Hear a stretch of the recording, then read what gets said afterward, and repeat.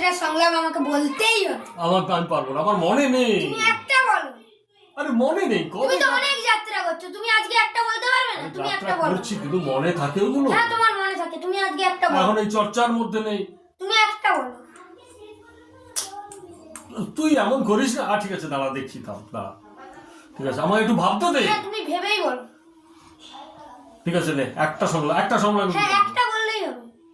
ঠিক আছে, আমি এখন যেটা বলবো সেটা হচ্ছে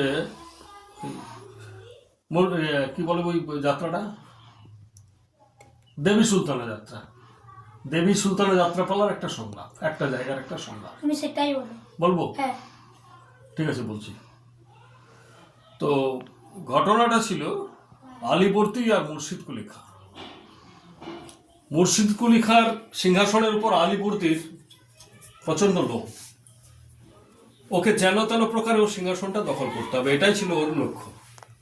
তাই সিংহাসনের দিকে তাকিয়ে আলীবর্দী বলছে, সিংহাসন তুমি কত সুন্দর, তুমি আমায় খুব ভালোবাসো, তাই আমায় রোজ ডাকো, আয় আয়।